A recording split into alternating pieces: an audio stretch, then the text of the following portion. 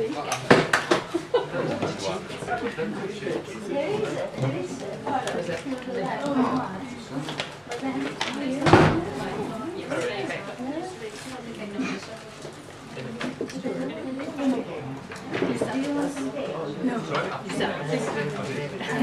this came after that.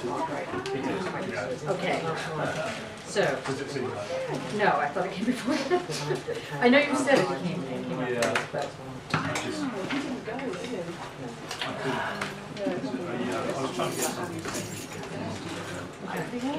said he was going to. Yeah, he did. Was it a room of It's good there. Only need And then go.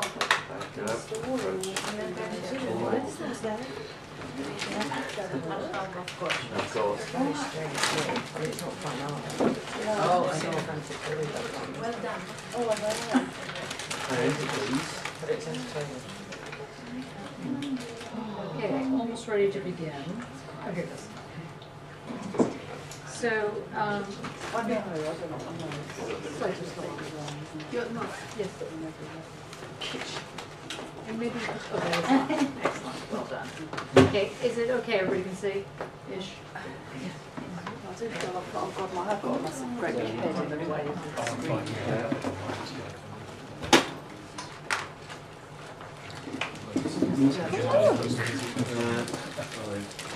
Okay, I'm going to,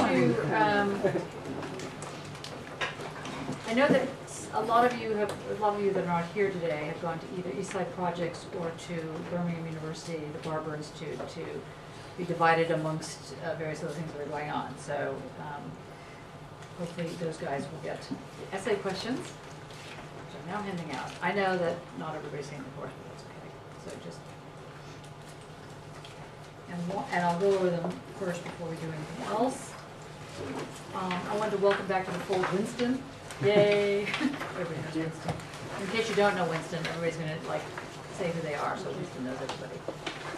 You don't know everybody here, do you? Not everybody there. Excellent. Okay, so take a look at that. I'd also like to mention that on Tuesday, the 16th of May, there is a workshop called "What do we mean by creative research methods?" which sounds absolutely horrific. However, is this being... Actually, it's not horrific.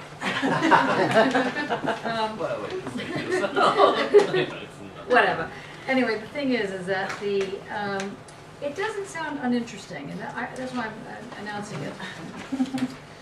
I think that's probably a very lame way. Okay, I'm just getting worse. Okay. Anyway, it's a workshop. What does it mean by creative research methods? And I want to go because I am very curious as to what conceivably is meant by talking about this thing called creative research methods. And so I'm going to pass this around. I'll put it on the door just so you know. It's in conjunction with University of Westminster, and they are, it starts at 11, it ends at 4:30, and it's free, and so I thought I would share it with you. What is it? It's the first, workshop 1, what do we mean by creative research methods, is at the School of Art. Okay, so there you go.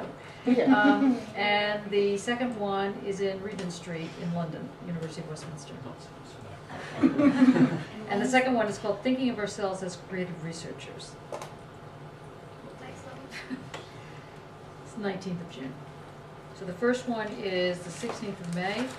And if you register at HTT, we'll send this around, but you register at HTT :/CRM workshop 1 .eventbrite.co.uk. Eventbrite. Yeah, EVENTBRITE. Okay, they're not doing themselves any favors by making it seem really fascinating. It says here, creative research methods are approaches to research where participants are invited to express themselves in non-traditional ways, such as through making a physical object or collage. What age is this for? Wow, okay. Such methods have been slowly growing amongst some social science researchers. Oh, I see. A parallel thread of activity can be found within art and design, where researchers are asking participants to create physical, visual, and experimental things, in quotes, as part of... Okay, maybe this is not a good idea. I'm sorry about that. I'll pass this around. Anyway. Okay. Very sorry about that. Okay. John, you want to introduce yourself? Yeah, I'm John. I'm doing it. What are you doing? I'm doing masters in arts practice and education, and I'm looking at the translation of film and media and sensory. No, but what are you really doing? Talk about the stuff you showed me today.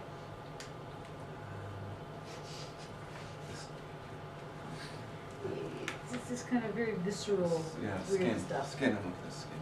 Yes. Sure. Yeah. Just show that little piece.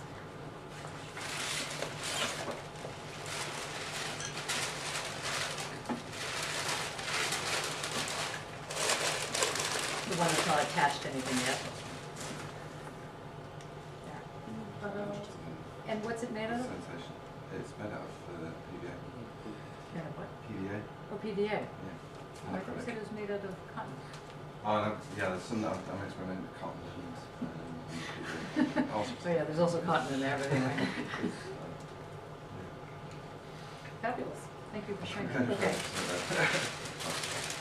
Stuart? Stuart's fine art time. Wow, it's going to be a really good session tonight. And you even said it, didn't you? Yeah, part-time fine arts, masters, becoming vulnerable. Becoming vulnerable, yes. That's, Yes. Okay, originally what did you actually sign up for? Sign up as? I signed up for flower arranging. Suddenly. What do you mean? What was I saying previously? Yeah. At this point, I was talking about place, sort of just place, but place is still in there. But I'm interested in me as an artist, as the vulnerability of being an artist, but equally the vulnerability of some of the subjects that I'm interested in, such as place. Great. So yeah. Hence your research moment with putting things on the walls and so on. Yeah. Outside. Yeah, and sort of vulnerability of the specific and the particular, probably in the context of homogenising homo world. Homogenizing homo world. Yeah. Aha. Yeah. Stab there. Okay, great. Andre, I've been given an invitation to join Johnny Golding next year on the MEP course. I'm currently writing my bursary application, so trying to condense everything down to 500 words, which is not a mean feat, it's quite difficult actually. Yeah. Good. Winston, I'm MA part-time too, fine art, and a lot of my work's been to do with homes, but recently it's moved towards ecological philosophy and the home and the environment, particularly around where I live, by the woods and things. So that's what I'm working with at the moment. Huh. Leave it at that. Certain smells and everything as well. More to do with how the home sits within, like a specific home sits within that environment and how it affects each other, basically. Interesting. I'm Kirsten. I finished the MA in Art Practice and Education last year. At the moment I'm reading a lot and writing and teaching and making work and not getting enough sleep at the moment because I'm doing all of those things at the same time. You're not awake though. Do I? Yeah. It's a plus. Oops, sorry. I'm Dane J. Warlow. I'm in the MA Fine Art second year. My work generally deals with Make it up. installation of binaries and how to realise binaries as intensities and moments. Working in my art practice with transmedium installations, working across mediums, opening up gradient spaces where different things can get established and how identity is established in digital environments. Great, thank you. I'm Anna, and right now I am asleep. Excellent. Coming towards the end of a very long term, I work here. So I completed the MA a number of years ago, and I've been sitting in on and off, and I make video installation, sound, object-based work. What would you do for the V&A? I make very large light books. Yes, and is it working? It works just about, yeah. It does sort of what I think, even though I made it blind. But it was the private view last night, so I'm a little overtired. Ah, the private view. Ah, good. Queues around the block and canapes and champagne. How lovely. No wonder you're a little tired. So it's a good haircut. No. Needs to be done. That's right, yeah. So anybody that would like to see this, where is it? It's the B&A, it's part of the David Bowier's exhibition, Yeah. which opens on Saturday. And is on until the middle of August. But it's already nearly sold out. April and May are pretty much sold out already. 47,000 advance tickets there, Wow. which messes with your head a little bit as a notion of the number of people who might see something you've made. Yes. Or does mine, anyway. Yeah, absolutely. Yeah, especially since it's not like in a movie theater seeing it. But it's also it's an incredibly busy show that's full of a lot of stuff. I mean, it doesn't really work as a fine art show. The whole thing it's another sort of event. That's great. But it's entertaining and fun. And how did they find you? By some long-winded accidental process, I think it was Importance of commissioned. accidents. I made it as a collaboration with Stan's Cap. Oh, yeah, It's that's kind of based on a sort of another installation piece that they tour. So we were approached by somebody who'd seen that. Great. Excellent. Sarah? I'm Sarah, I'm on the MA part-time year 1, and I do drawing, working with drawings and objects, and I'm interested See, in... I just would not describe your work that way. I would, it's really interesting. I work with intensities and margins And as graphite. or openness then. Yes. Blood and sweat. Yeah. And your drawing just sounds so clean. Okay. Okay, you really had a very difficult day today. See this? Okay, whatever. I'm Anastasia. I'm doing art and education MA and research in puppetry. And I'm currently interested in the power of the object and what is that makes us obey and listen to an object. Like you did today in Luke's thing. What? Did you go to Luke's? Yeah. Yeah. Did you feel that you were having to obey? Well, Yes. yeah. Except for Simon. Simon seemed to be the only one that didn't feel like he was obeying. He was like basically bored. Everybody was talking about how they were like feeling vulnerable and horrible and just so it was, Thank you. I am Stella. I'm doing the MA in Arts and Project Management. I am about to start my research about how films can have an impact on people's creativity and how this can be used in workshops and in education in general. Great. That's interesting, yeah. I'm Anna, and I'm on the full-time MA Fine Art, and I'm obsessively cutting paper and metal and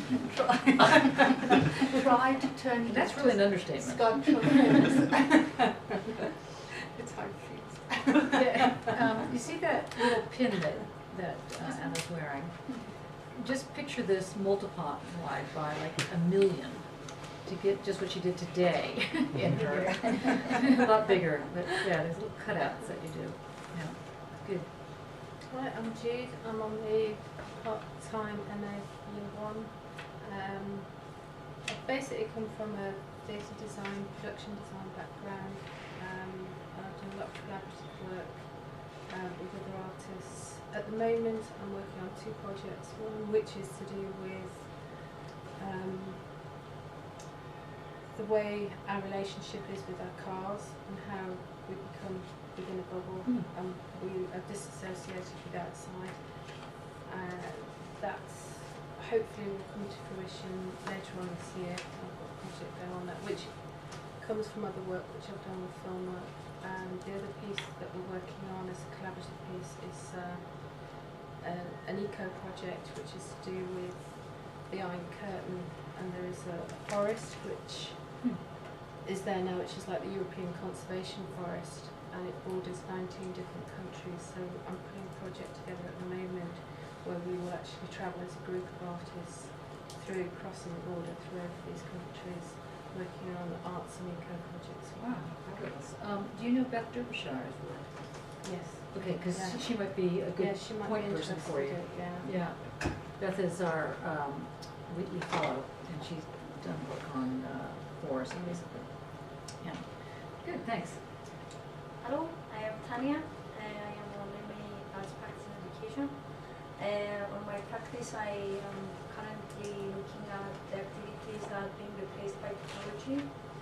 And I will base my research on natural experiences and how people can get better education through galleries. So I just want you to know that from that discussion, I never would have known that your group tutorial would have involved fishing rods, right? Can you explain that? Basically, I wanted to show that people have the choice either to do an activity such as fishing, but they can do the same thing using a computer. So I wanted to see what people wanted to choose and what would give them more pleasure to do that. And at the same time, I wanted to connect that some things you catch in your life without wanting them, but some things you are searching to get them. So I wanted people to see the elements and choose which one they wanted to catch. So it was like a metaphor for everything. Great, thank you. My name's Hannah. I'm doing the final MA full-time. And I'm making a sculpture which I'm seeking to describe the dirt which forms our bodies both anatomically and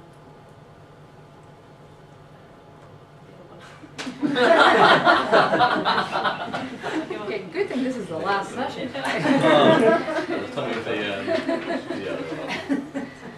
And if you want to see your work, it's now basically it's in your studio, but you actually hung up your body now. Yeah, standing there. Standing as opposed to laying flat. Yeah, it's good to walk. Good. My name is Jakub. I do fine art masters in fine art. I program with English. I'm working around the text, body, image, and how they three operate. How to perform a text, how to write. Is there a way to write? Is writing necessary at all in a way? And also in my research, I'm kind of wondering, can text erase art to some extent? How does that work? And when you say text, you mean what? Text. Like Language, kind of language. Words. Words, doesn't like That's right. language, but the, Can it erase art? yeah. Is well, that, they can't. is that assuming that text is not art? Well, that's the thing. It kind of it It's can't the writers really, who because get it very becomes it.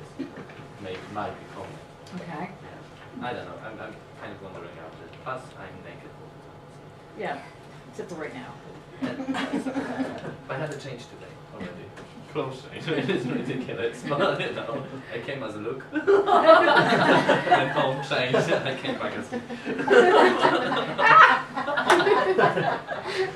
I had a waistcoat. Oh, I and a white see. shirt. Yes, I wondered about that when I saw Yeah. you in your Luke outfit. Yes.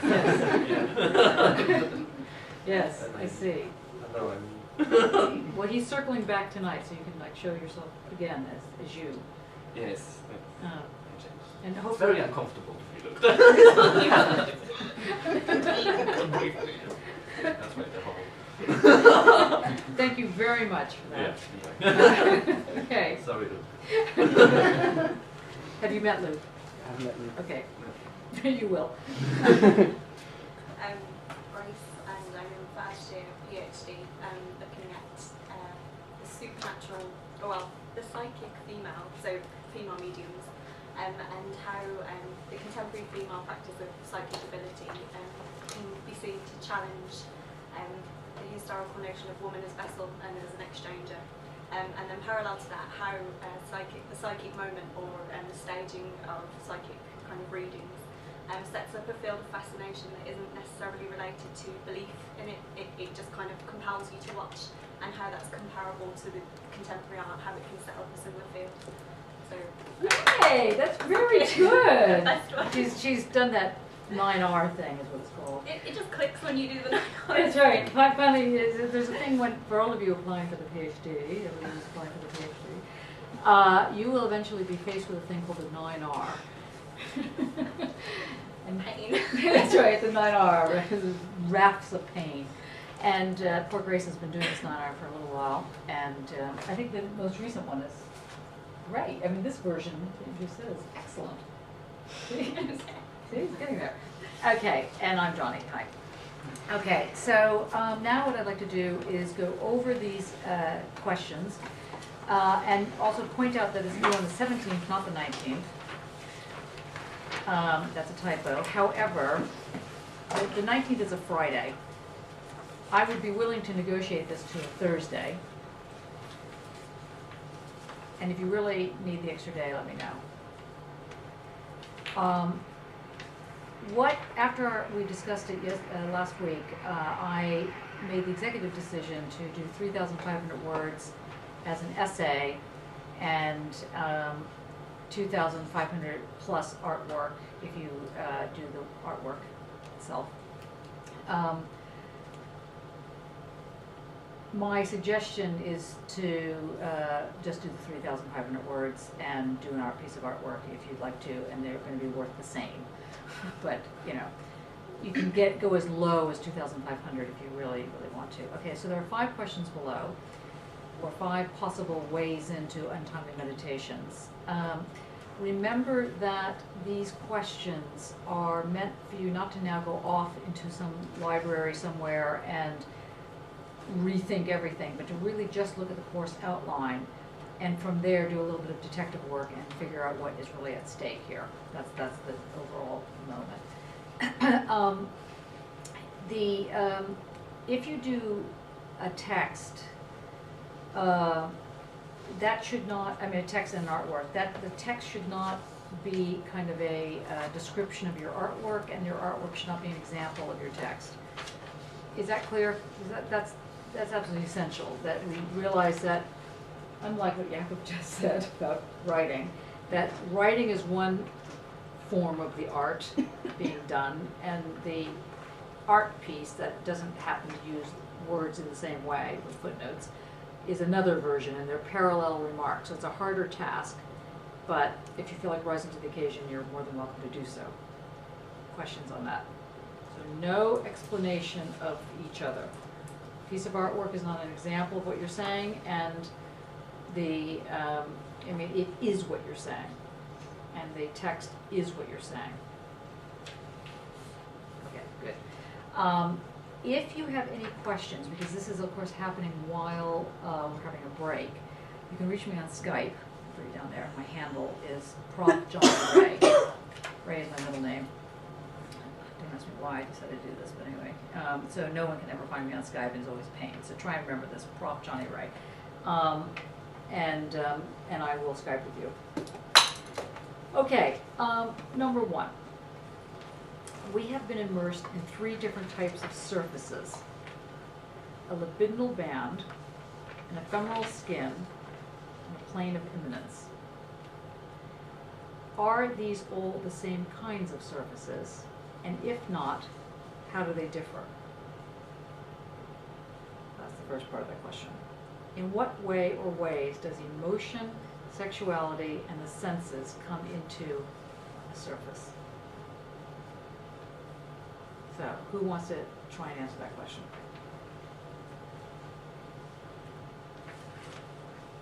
No one. No. Right. Okay, give it a go. How would you answer that?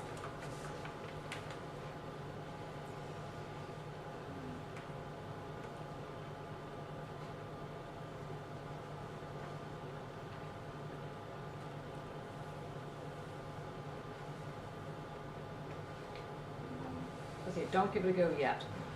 I'll tell you what, we'll read through the questions, and then we'll try giving it a go. Okay. Number 2, what is an event of appropriation? Like, could an artwork be an event of appropriation? And in what way or ways does this involve 1, temporality, 2, spatiality, 3, dimension, 4, color? Please reference Leotard and Heidegger in your assessment. Anyone want to just make a stab at this, or shall we just continue in our way? No stabs at it. Okay. 3. In what way is the work of art similar or different from the dream work? Making a stab? Yeah, in the sense that the work of art really should come out in some ways from one's subconscious being of not controlling it. And I suppose that's what dreams are doing. So it's that relationship of when you make art, you dip into your subconscious, which goes to, Of course, unconscious. oh, yeah. So that's very important, the unconscious, not the subconscious. Yes. And so you'd be talking about Freud here, you'd be talking about condensation and displacement. Those 2 big things that we talked about, and how something is not a symbol, or could be a symbol of something, but it may not necessarily be a symbol. Can you talk about the first reading of something? So the dream is had, and then you think about it, you make it work, and then you feel it as a symbol. That's interesting too. Just make sure that you reference these, go back to the course outline and find where this is in the course outline to make sure you know who you're also referencing when you talk about it. So in this case, obviously, there's Freud and Leotard and a couple of them. Yeah, good. Anybody else want to give it a go? Okay. Number 4. Leotard speaks of intensities, and with it, the tensor band. Heidegger poses the problem in terms of poetics and techna and dwelling. Benjamin rephrases along the lines of translation, of the moment of material reality and the ability, therefore, for a work of art to have an aura and to speak. Explore what is meant in these different approaches to materiality and the ability for art to communicate by looking at intensities, tensor band, techna, dwelling. Is anybody going to give this a go before we go through them again one more time? No. Okay, good. Excellent. Number 5. In what way does the rhizome establish difference, and why is this important for establishing, creating meaning in a post-metaphysics, groundless grounds world? Okay, do you think these questions are too hard? You're very quiet, or are you just tired? Wow. Actually, Winston, I just want you to know that normally it's not this silent. Okay, this is just that's right. 3 weeks, isn't it? Right? You'll be fine. Yes. No. Sarah, what do you think? Okay. In question number 1, which you sadly you put yourself forward. That's right.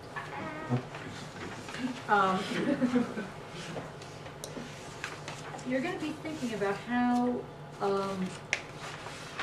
relations of some kind create an environment around which a terrain can give cohesiveness to your artwork. Normally, as we know from first semester, that terrain is called the ground. It grounds something. But we're no longer part of telos and grounds. This is when you were children. You didn't care about, you didn't know about what was actually past the telos. But now you know that once you step outside of telos and once you step outside of grounds, you're kind of floating. And you need to have a way of understanding how that operates. We know that some surfaces fold, and some surfaces are thin, and some surfaces are thick. Like I was saying to Anna in her piece that we saw today, the one that was hanging, it's got these layers to it, but that could have been one surface. The fact that they've been sliced in a certain way and therefore appear to be layers doesn't really mean that they're not all one heterogeneous environment. Understood? Okay. You guys really, I think we need to either break out wine or break out Diet Coke or both. Okay. I'm very worried about you. Okay, let me continue. Okay, so the notion of the libidinal band, or the fact of a libidinal band, why is it called libidinal? What does it mean to say libidinal? Yes. Okay, good. Sex, drugs, rock and roll. Okay, it has to do with sexuality. This economy of how sexual something gets in there. And if you're going to follow a Freudian sort of remark, it's going to be this polymorphous sexuality. So it's not just talking about literally having sex, either heterosexual sex or gay sex or whatever sex is. It's talking about this way in which this kind of joy, this jouissance, comes into the picture, your picture. How that comes into it. And then we're going to get into that a little bit more today in the lecture, but just so you're sort of on track here. Now, that kind of surface, Leotard is calling a skin, something like the work that you've already put away. Okay, so that skin that is both a membrane, so it's porous, so something can go through it, and it acts as a barrier between, let's say, the outside and the inside. But at the same time, the skin is also both outside and inside. You can't differentiate it. Sorry, the egg is speaking. The egg is having issues. It's been like that all day. I don't know why. Okay, so this ephemeral skin, the question is why call it ephemeral? What does the word ephemeral mean? Fleeting? Fleeting, yeah, kind of just the minute you touch it, it goes. So there's something that doesn't stay with it. Your work was doing that today with the light, the way in which light can be used, what Henry was suggesting can be used as a material. Yeah. Like that kind of thing. Okay. And then a plane of imminence. That is a term that came from where? Who do you remember putting that forward? Do you remember who might have put that forward? No. Deleuze. Okay, but it was a good guess. Heidegger was someone probably who made Deleuze think about his work. And what did Deleuze, where did he say this? Where did he first come across the plane of imminence? So that good. And why 1,000 and not 2033?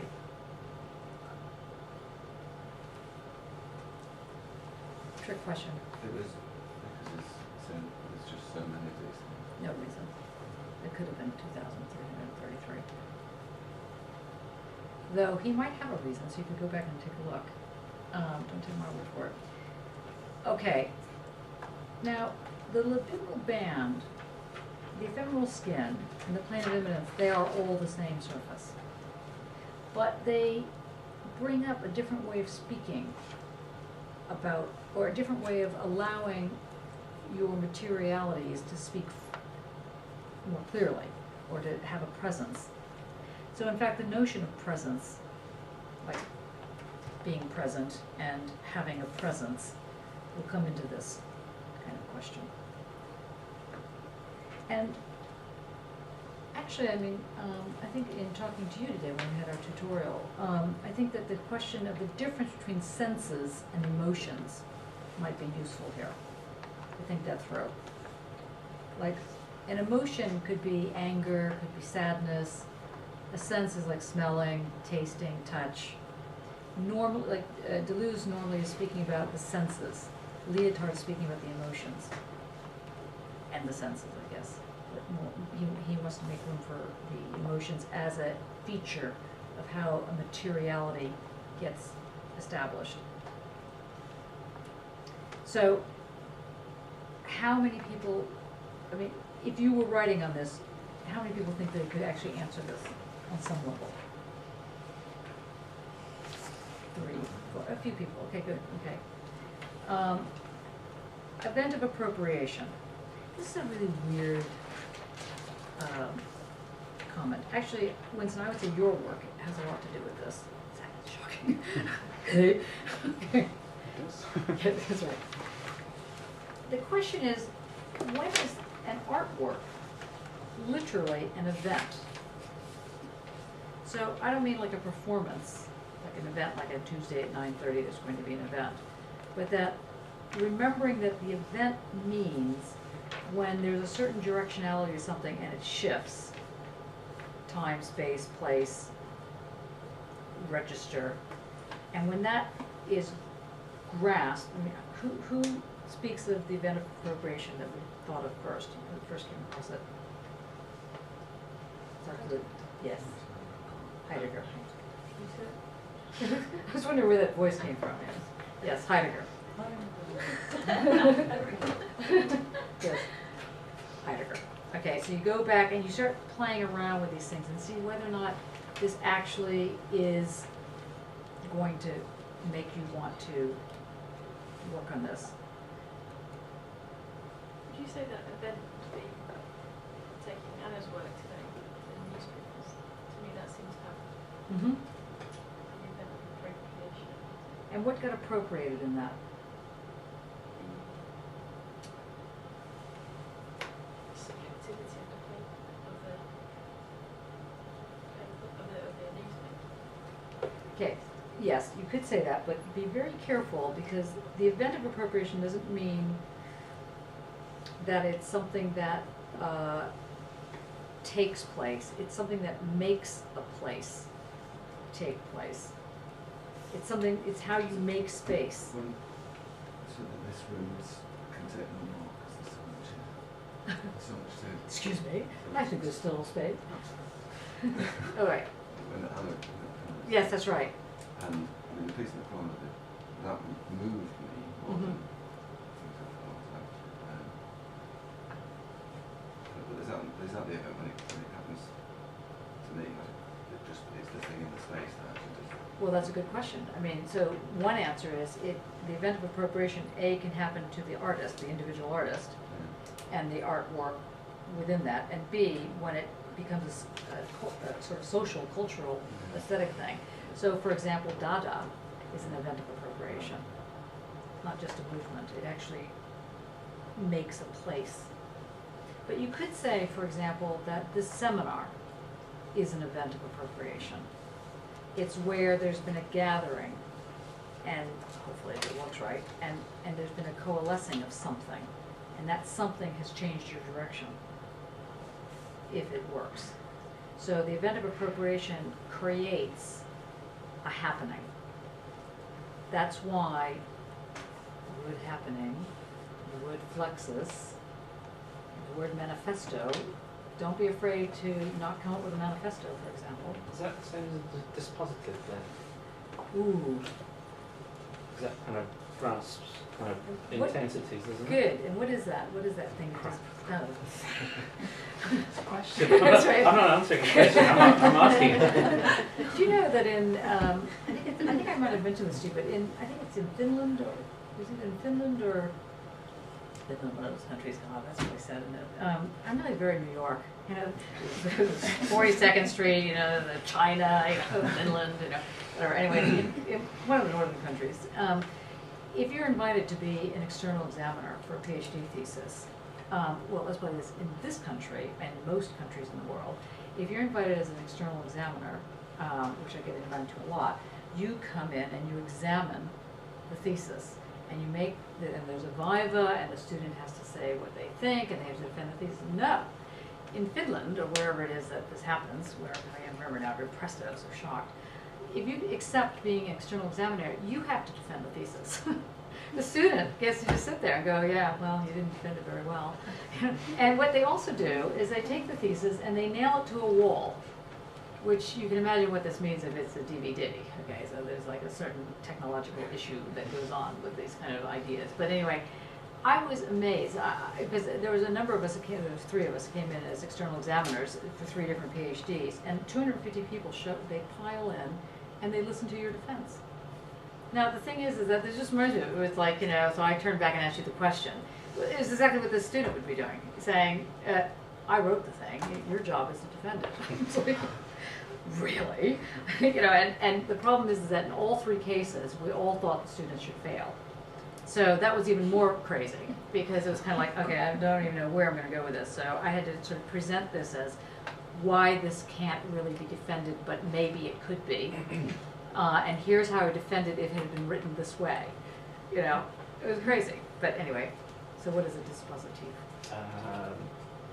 I'm going to take a guess into kind of mechanism that encapsulates, kind of draws in intensities momentarily, Yeah. or they can become, if it does it successfully, they can become, what can they become? They can become something that either become a band, so they can manifest into a band that kind of becomes a this and not this, I think. Did that make sense on this side? The jury over here. That's right. Have you seen Come Dine With Me? How am I doing? See, I mean, now we know the difference between Daniel and myself. Daniel uses Master Chef. I'm using Come Dine With Me. You're more on my level here. Yeah, his 6. No, that's not 6. What didn't you understand? Well, I'm kind of thinking of a rupture, in the surface, and how that's 0 surface, kind of, rupture. Okay, now you mentioned the 0 word, which does go into this answer. It does. Yes, and what is the 0?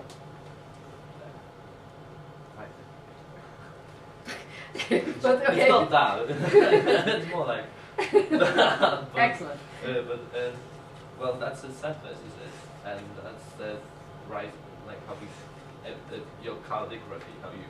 So how can a 0 be ruptured? Oh, that's a good question. Are they? When it breaks. When the 0 breaks. When the 0 breaks.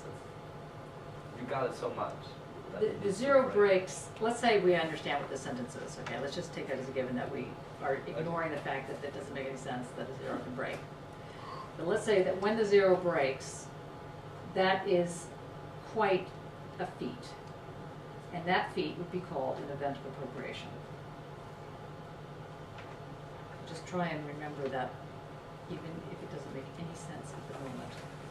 The way this 0 thing operates, this weird 0. Is that because of that thinking? Because there's so much gathered from the surface that we gather. And we gather And we so hunt. much, and it becomes something, becomes an item, an object of some sort. Not object, I'm not saying object as a physical object, I mean object as a But it can be a physical culmination object. of things Mhm. that happen and becomes so intense that it breaks. Yes. Which Or breaks. it just shifts direction. Or shifts. Like for example, let's say I'm gathering, okay, I'm gathering all this stuff. Yeah. Okay, have I made, has this made any sense, this gathering? No. No. So it's not all gatherings that work. It's a techno. And and so when the techna creates something that makes it cohesive, then you have dispositive. So when the gathering is able to become cohesive, and therefore it's beginning to, quote, make sense, you have a dispositive. So this positive is a successful gathering of That which lies around. yeah, Yes. of instances or Yeah. colour or emotion or Right. desire. Yes. So, yes. Go on. but if they does it not also kind of unsuccessfully gather things? Yes. So And so if you have it's- to know if the it's difference successful- between this Right. and But that it's still a which bit positive even if it unsuccessfully gathers them. Yes, but it won't be seen. It Right. won't be noticed. It won't be it won't be able. It'll just remain as two words. One starts with an S and one starts with an R. Very good. Wow. What was that? Standing reserve. Right. Right. Before my time. Wasn't there when the Heideggerian Yeah. moment came upon. See, the thing about studying someone like Heidegger, with all of his issues, he does become, it's sad that now he seems like the most logical one that we've been looking at. Anyway, there you go. That's the issue. Okay. I kind of like Heidegger. I kind of get him a bit more than Telos and everything, to be honest. Great. Because that doesn't it's too simple. Like Telos. too clean. Like, Too clean. As an ends. Yes. Ending, and with it should not have an ending, should it? Okay, well, you are clearly a postmodern person. Thanks to Yeah. you. Okay, seriously, you've just grown up in the post-Telos moment. It's like dealing with, my nephew is 2, as of yesterday, hello Jackson, and he completely deals with computers as this is the most normal thing possible on the face of the planet. Meanwhile, I'm like struggling. Like you can see him like on this at 2 years old. It's like wrong. So it's wrong. I'm crazy 2 years old. That's right. Take over the world. That's right. At That's the age right. of 5. That's right. He is in New York. Okay. Now, so if we've got, we've got the question of event of appropriation. So we know it has to involve temporality. Because it says, in what way does this involve temporality? So I'm already making you realize that there's a thing for temporality. And then in that question of temporality, of course, what type of temporality? There's the present, that's a form of temporality, or the now, or the new. So the notion of creating, which has to do with invention and not discovery, which I had originally in there to give you a hint, but then took out. So, and then there's the temporality of past, present, future. So linear temporality, chronos, as it's known. And all you have to do when you hear all these things is go back in the course outline and see where it says temporality and go, right, that's probably what this is going to be about, if you're really lost here. So the forms of temporality are the type that go present, and you can't get out of it. Then we have that telos issue that, how do you get, with Hegel, how do you get out of the here? You're here, you're here, you're here, you can't get out of it, can't get it off.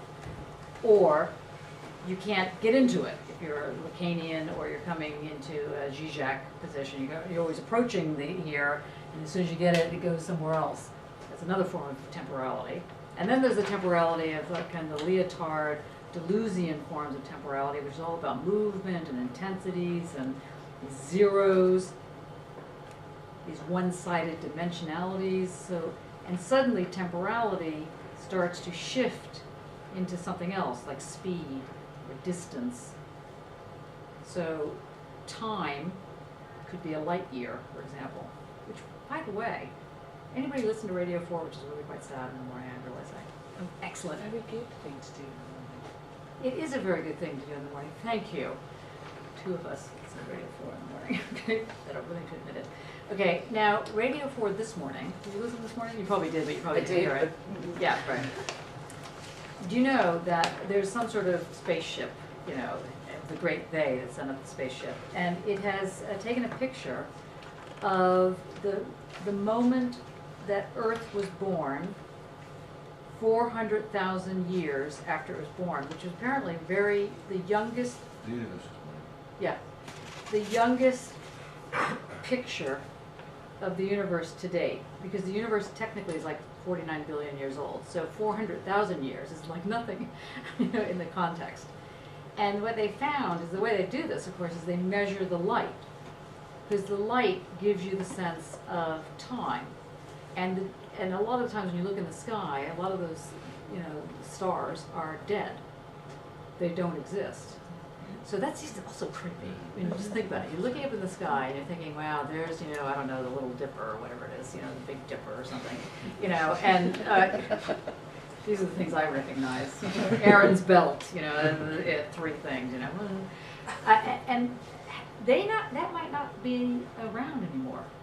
I mean, from where obviously we know they're around because it's not that far away from Earth, considering how galaxies are farther away. And we also know that there is no outside to the universe. So all these galaxies and all these stars, they're actually just aspects of a surface, because the universe is itself a surface. So the galaxies, for example, that are on the surface or in the surface or somehow linked to the surface, aren't outside of the surface, aren't inside the surface.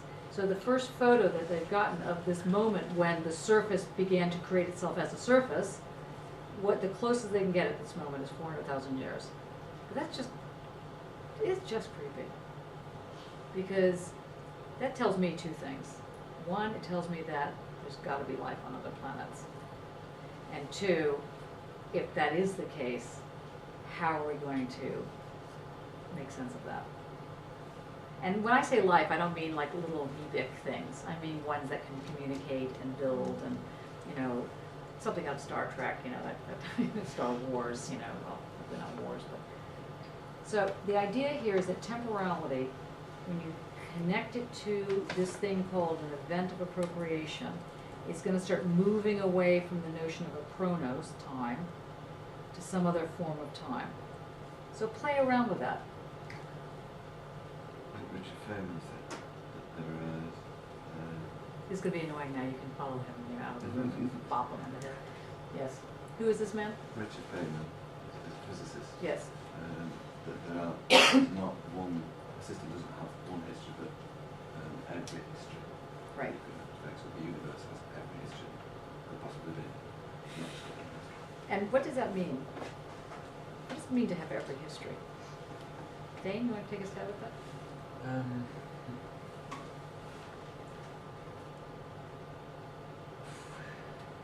Means it contains the possibilities to establish any sort of chain of events. Of appropriation. Yes! I mean, there's the big multiverse thing. Scientists are on the verge of confirming the idea of the multiverse. They're everywhere. There's multiple parallel universes. See, this is my problem. I get where there's a Dane with a moustache or something. Evil Dane with a moustache. I like this one. It's George Louis Borges' Library Babel sort of notion, isn't Wait, it? say that again? George Louis Borges' Library Babel. Yes, can you expand on that? Excellent. Or part of the Library of Babel story, or the main part really, is that there's this this actually finite but sort of notionally almost infinite library, and inside that library exists every book that could ever be written, so every combination of letters and words. So actually notionally it tells every story and every person's history and everything that could ever be told, known or understood. But the librarians basically are very prone to going mad and throwing themselves off things because you constantly find things that look like your reality, but actually take you somewhere that maybe isn't. But and actually that way madness lies. This sort of this infinite knowledge that isn't actually knowledge, because you never know if it's real or your future or your past, or if it's just a slightly different version of it. So it's this sort of constant of that becomes untenable, and yes. And that's drives why people mad. thinking of the universe, to really think the universe in this multiversal sense, is incomprehensible at the moment. I say at the moment, but so that will have some kind of scenario around spatiality, which is to say that in the olden days, let's say when we were young children, we were doing Hegel, we knew that there was time and there was space, but now time seems to be becoming space, and space is becoming dimension, and dimension is becoming something else. So how do you end up making sense of it? And one of the answers that John came up with today was around color. You didn't realize you came up with that. Or thickness. Remember Yeah. the magic markers and the Yeah. different forms of movement and gesture. So these tiny, tiny things begin to create limits, as it were, so that you can build a something. Did you get that? Get that sentence? Limits that can build something? Edges. Because there is no edge, but then there is something that resembles an edge. Please reference leotard and Heidegger. So the leotard, I mean, you could also actually reference Murakami. What's his name? Haruki Murakami. Yeah, Haruki Murakami. I was just thinking Hardboiled Wonderland. Yes. Yeah. Yes. Can you say it again? You suggest I read it. Yeah. It's similar to the Library of Babel in a way, isn't it? Haruki Murakami. Yeah. How do you spell it? H-A-R-U-K-I. Murakami. Like, is it Murakami or M- Haruki? yeah. Yeah, Murakami. M-U-R-A-K-A-M-I, I think. Something similar to that. And it's called? Hard-Boiled Wonderland. Hard-Boiled Wonderland. It's completely mental, this book. Have you read it? And? Yeah, it's there's what you think are two stories running parallel. Is it only two? Yes, Probably right. more. And then as it goes on, it dawns on you that actually they're the same story but different. But there's certainly, when I read it, there's one story that has a sort of a kind of sci-fi quality to it, but a sort of slightly Tolkien-esque picture. Yeah, that's true, actually. And then within that, there's all that about the, because I read it last term and it was really fitting in with that sort of somebody being told that there's no outside, there's a wall around a settlement that you just don't even question. You don't go through that wall. There's a keeper or a gatekeeper, I think, that is allowed to go and get these beasts live outside the wall. It's all about memory, I can't. It's a bit. And then That's right. I mean, yeah, the point. It is very.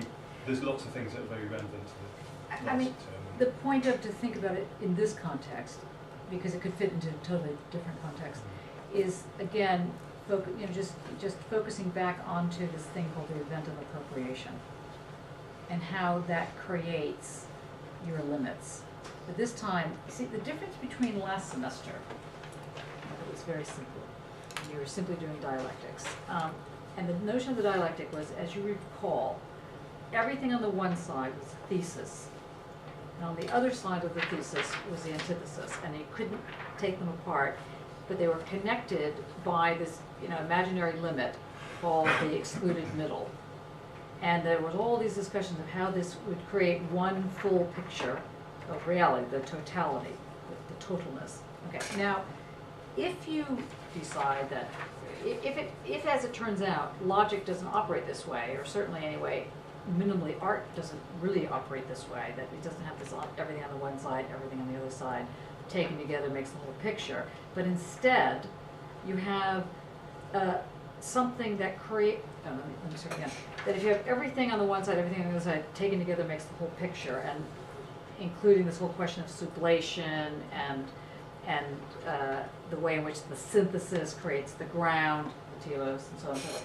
If you have that, you know that these limits are required in order to make the whole game begin. You need a limit, you need a deep cut, you need something to make a mark so that there can be a way in which something can be distinguished, can be understood. But once you get out of telos, once you get out of metaphysics, once you get out of a form of making this kind of limit, and you start actually engaging in the way in which either the discourse or the surface or the intensities create a something, then your marker is no longer this kind of deep cut. Your marker to make something make sense has to be like a dispositif. It has to be something that can rest on a surface, except we know in your work, the surface folds on itself. And then you have some other thing that starts taking, and your work does the same thing, actually. We're talking about that. Do you remember? We were talking about that 2 days ago. I'm worried about you guys on a Thursday. It's a day. Okay. Any other questions on that? Because you could actually also talk about sound with this, orality. You don't have to, I put color, but that was to get you to go off the page on that a little bit. Okay, 3. In what way, or ways, is the work of art similar or different from dream work? Now, this is a specific question asking you to make sure you have read Dreams in the Unconscious. So don't attempt this question if you haven't read that book. Or not, sorry, it's not dreams, the interpretation of dreams. Jokes in the Unconscious. Interpretation of dreams. And secondly, it is also asking you to think about the paganism of dreams. So to link it, if you want to play with this kind of stuff, with Leotard. And the reason I say this, so that you know that this is the big clue, but I realize I should probably put the clue in there because nobody mentioned it when we went out the first time, is that in both the case of Freud and in the case of Leotard, who's drawing on Freud in this, and so it comes out of libidinal economy, the things that are in your dreams are not necessarily symbols. They're not necessarily signs of something. They're not necessarily representing something. I mean, there are possibly explanatory tools of something, like as we talked about last week, they can be a condensation. So they can be a whole series of what happened the day before, reduced like as if you were boiling it in water, or hard boiled. You boil it down, and what's left is this condensation, this precipitate. That thing is the image in your dream. That's not representative.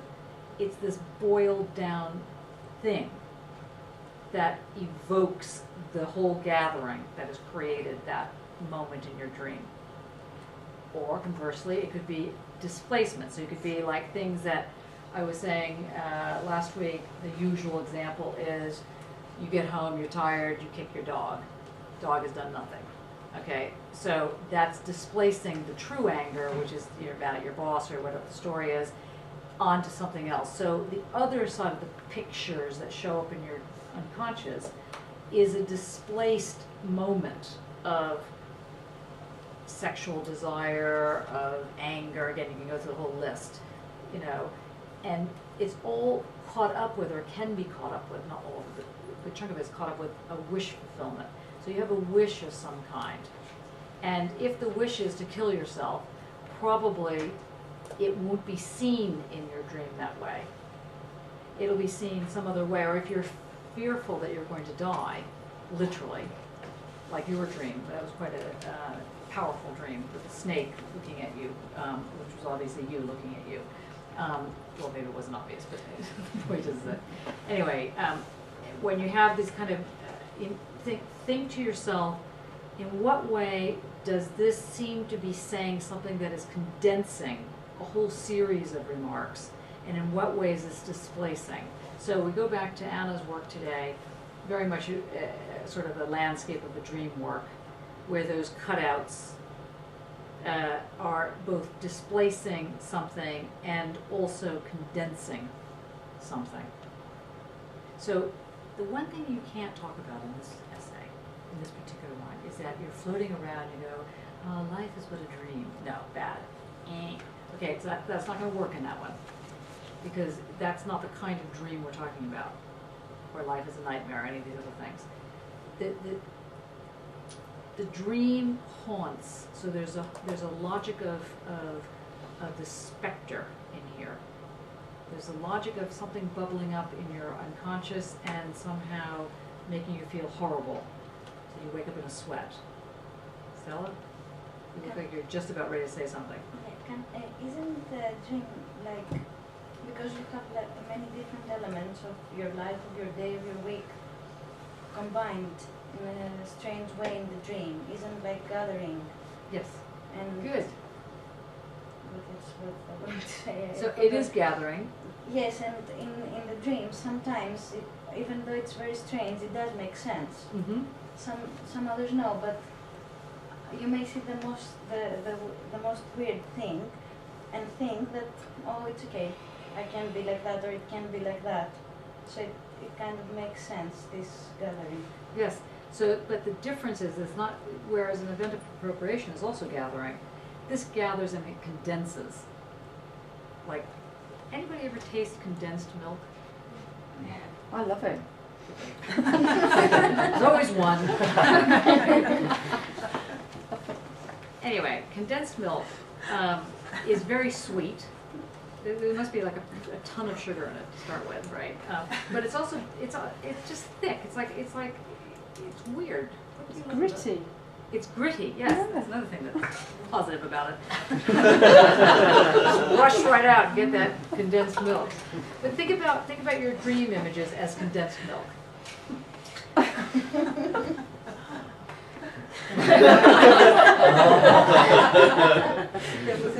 It should be like a bowl.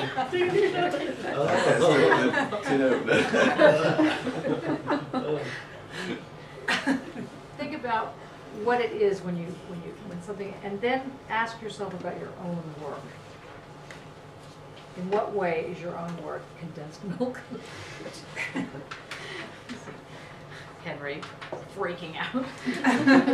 My God, what are you telling people? So there's something there then about, if you're saying that dreams are this condensation, that everybody has the potential to be an artist, but there's something that an artist does to that condensing. Mm-hmm. So this is perhaps where the vulnerability or something comes in. Mm-hmm. Good. So it's moving into that. What is that thing? Maybe it's an event. Mm. Possibly. Yeah, I mean, the thing is that the two main theorists in this particular question would be Freud and Lyotard, because, as you know, the libidinal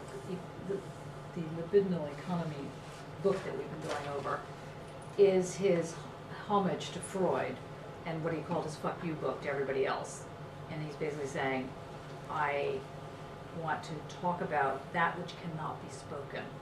Not because it's been banned, but either it's because people, when they have tried to speak about it, they've ruined it, or B, one needs to understand this concealing thing, this hiding. Remember in the very beginning of that book, a person who does not know how to hide does not know how to love. And he's not exactly saying you have to be under the table going, hide me if you can. He's basically saying there's something about the unsayability that gives one the presence of mind to go forward. And that's really important. And think about your own work in that context. Questions more about this? It would be interesting to look at it in terms of displacement as well, in terms of work. If you think of the idea of work being everything being artwork, and the way in which, if you know, in a sort of Andy Warholish way, saying everything is art, the way in which some imagery and film and all sorts of things displace in the sense, so looking at it from the other side. Yes. And can you develop that slightly more? Ignore John in the corner who's not. If I think about my own work, and I use quite a lot of found material, and I usually work with news.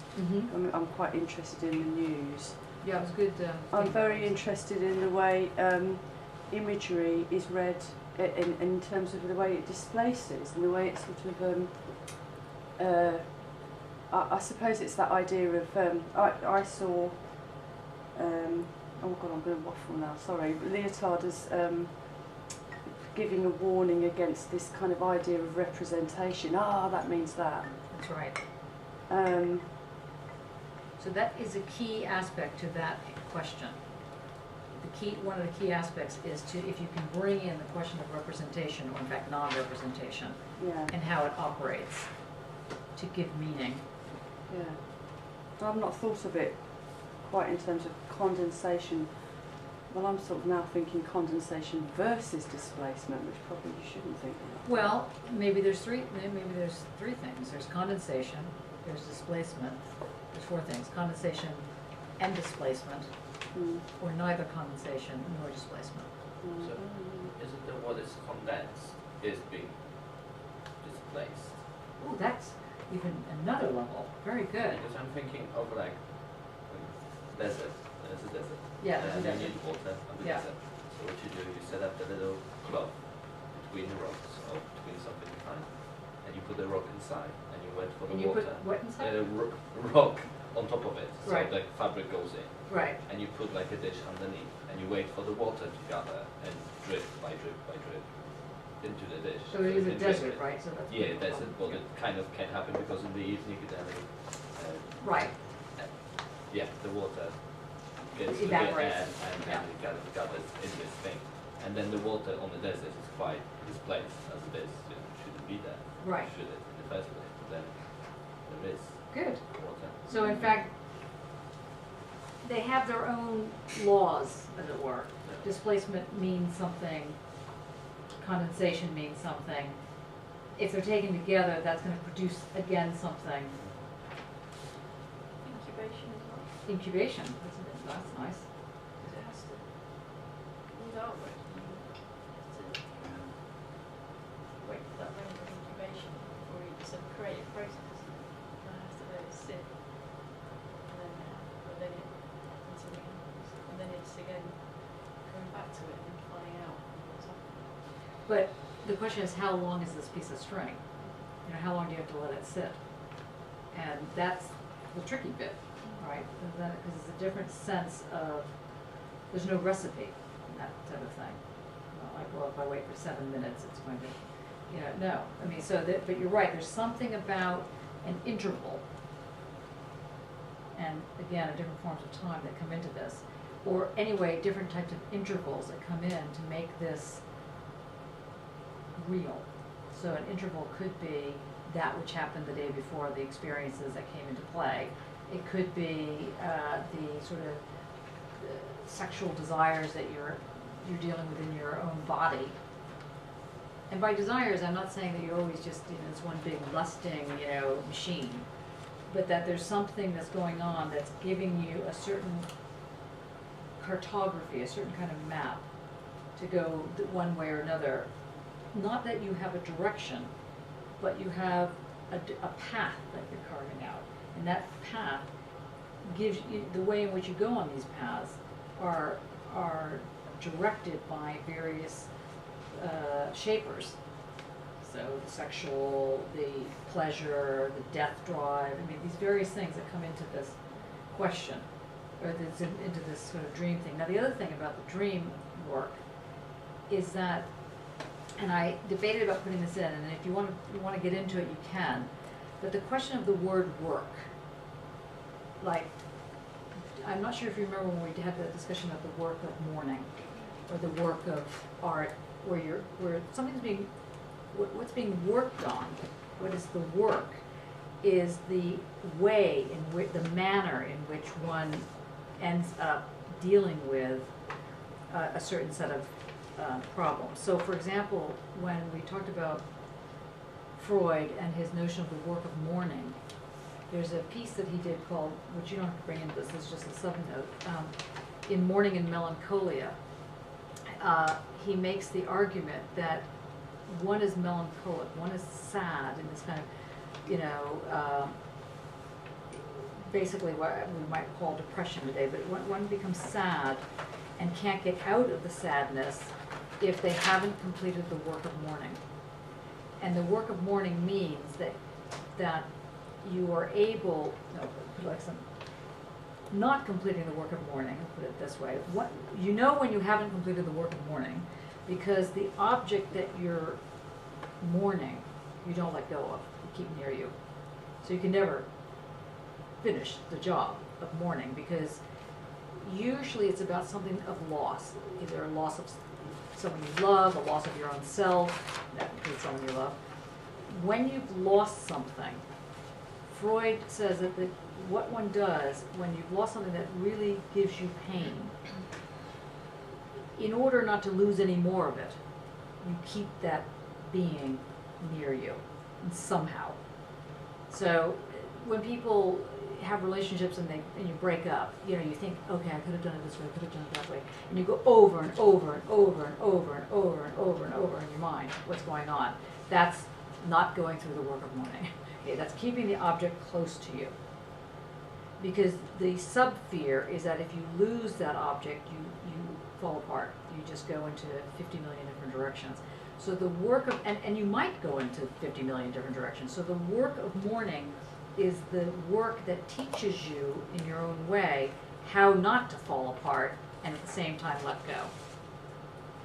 So what Heidegger says about the work of art is that it has a very similar process to the work of mourning, that it involves work. That is to say that it involves a form of techna in order that you can let go of something. Let's say let go of your reason, let go of your, you know, I mean, your you know, rigid reason. You have to let go of it. You have to get, and in letting go of it, you have to know that if you let go of this reason, and I just decide to start gathering like this, it's just not going to work. However, if you learn how to condense or how to connect, then it's conceivable that you'll have a work of art. Heidegger is calling that work, that process, poetics. That's why it's called poetics, because it's got this movement of learning how you let go of one type of logic and you begin to deal with the senses, the logic of the senses. You learn what that is. But you don't necessarily learn it as you would sit down and learn mathematics in a certain sense. You learn it by lying in the field. You learn it by smelling. And you must remember, you must remember, stick together, associate. And that's the other thing about dreams, because dreams are about associations. Literally, you're associating things and you're sticking things together. In the dream work, it may not make sense, but it works as a whole. It may not make immediate sense, but somehow it makes sense. Like your dream, you did not interpret it, but it made sense. I mean, you didn't wake up going, wow, that was ridiculous. You know, it made absolutely no sense. You know, I mean, you know, bad mind. You know, no, you don't do that when you wake up. You think to yourself, oh, God, what was that about? You know, or something. But it has some kind of, it resonates somehow. And it's that resonance that is being asked of you to figure out for your artwork. So there's another level of similarity. Anybody else want to take a stab at it? Can you think of anything else about dreams and the unconscious and paths? No? Okay. 4. Okay, intensities. Why would a dwelling, or let's put it slightly differently, in what way is a dwelling an intensity? How could a dwelling be an intensity? And who uses that idiotic word anyway? Dwelling. Heidegger. Yes. Okay. And what does Heidegger mean when he says dwelling? What do you think dwelling means? He talks about the is of dwelling. The is, yes. And what is that is? It's not like Hegel's is, it's not the unreachable is, it means you can reach, you can be in. Yes, you can be in it. But to be in the is not to be like slotted inside of something, right? So you're kind of on the is, but you're not really on the is because you can't be on the is. So you're kind of with the is, but you're not really with the is either, but you're closer with the is. So he calls all of these kind of crazy ways of trying to think this through without trying to say you're digging into a surface as a dwelling. So just, and now, does anybody remember how he establishes this dwelling? One word starts with a D. Dasein, good. Yes, and what is Dasein? The big scary thing. The big scary Marmite. That's right. That's right. I've got a picture of my neighbour again. It's the there, it's the out there. And the out there and the entity where you are, the other not there, forms a link. You are pulled toward the Dasein is pulled towards you, and that creates your first moment of dwelling. But if you notice, you're creating the dwelling. You're creating that discourse. So how do you get in the dwelling? So how do you go from being the entity, you know, being like pulled into the Marmite moment, and how does one actually begin to step into this dwelling? Your work does that, Sarah.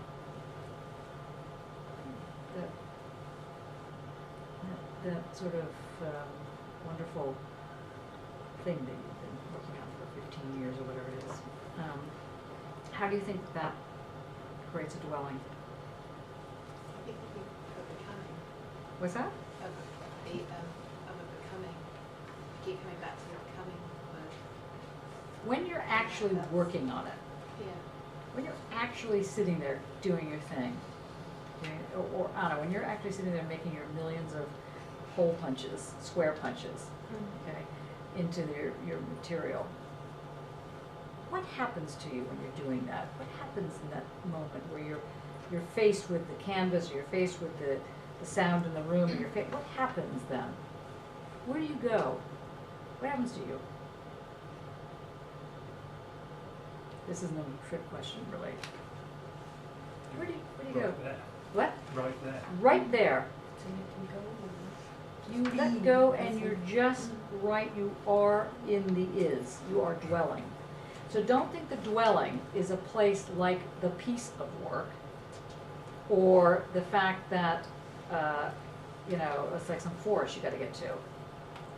When you lose yourself at the moment of no self, all self, that kind of thing that happens, where you don't have the ego I sitting there saying, no, I think you gotta go to the left a little bit. No. You're just in it. That's the dwelling. So given that that's the dwelling, okay, that was the easy part of the question. The difficult part is, what is then perdurance? Do you remember that? Oh, that comes to this question. Or why would an intensity, let's just find it. Why does an intensity create this moment of dwelling? That was the beginning of it. Going.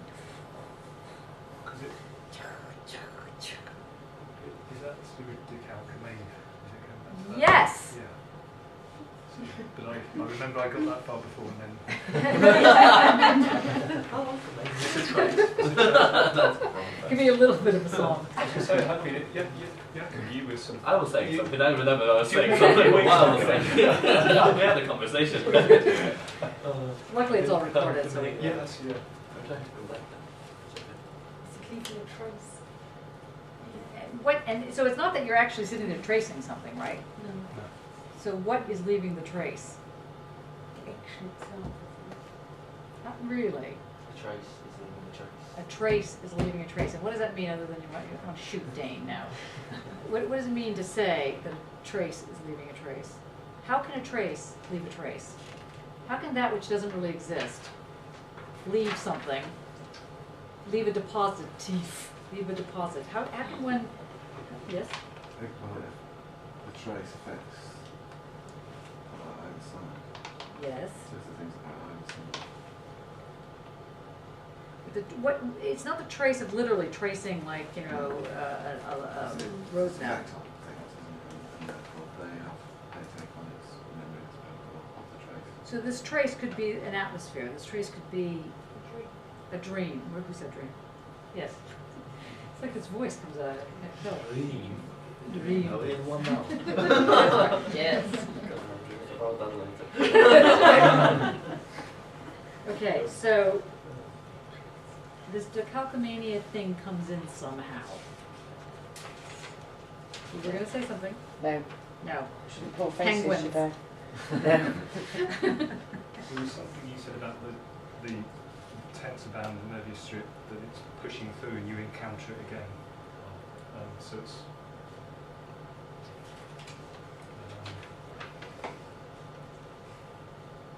is it to do with dimensions?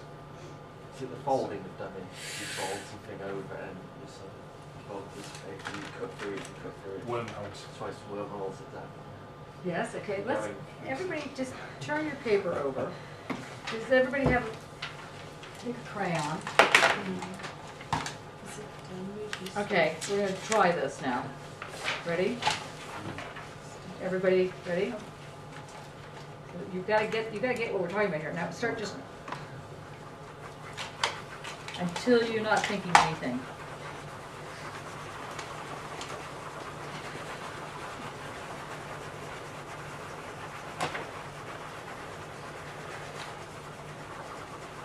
Faster.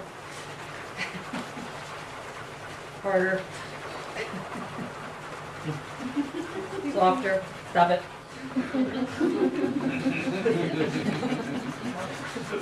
Okay. Now, so this is what I threw. What did anybody else have an interesting thing? How come you drew a round thing? Because I decided to make it round. That's good. That has different directions to it. That has different directions. That looks like a signature. Great. That looks good. Now, did anybody lose themselves? No. You know why? Because you're waiting to see what would happen if I told you to finish. Okay. So had we not had this voice of authority going, faster, slower. No, there, no, somewhere else. Okay. When you start doing this motion, although it doesn't have to be this motion, it could have been cutting, it could have been any of the ways in which you work in your artwork. When you get to the point where you step out of this thing called yourself, but you don't step into something else, not like you're stepping into some other clothes or something, well, in your case.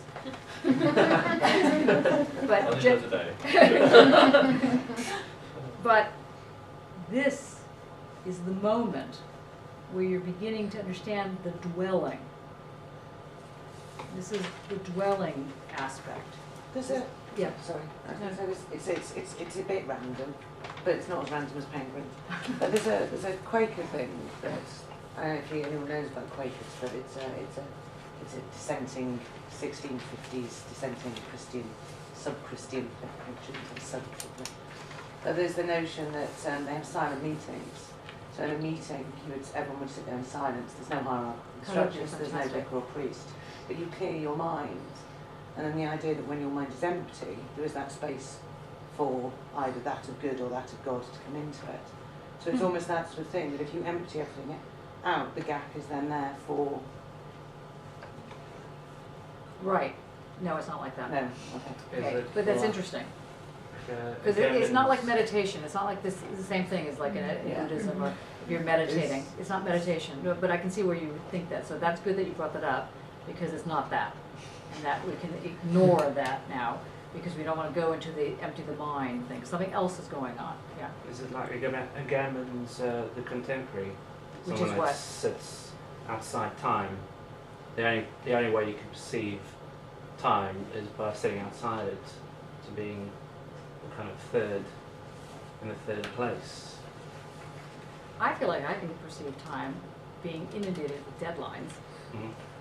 Yeah, but you can't really But you can't really. perceive. And I'm using perceive in a kind of very. I know perception. You know this band. You can grasp. Possibly. I mean, possibly. Let's not go to Agamben yet, because we haven't really looked at Agamben here.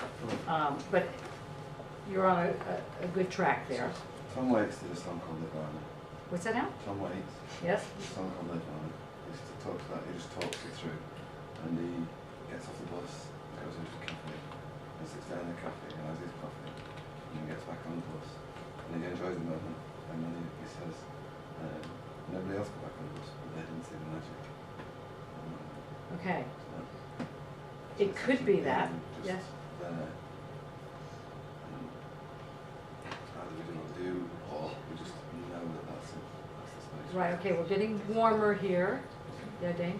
I always think about it in terms of the sort of transparency when you're working on something, you don't see the pen or the canvas. There's no opacity to the objects, to anything like that. They're all sort of streamed in this single relation.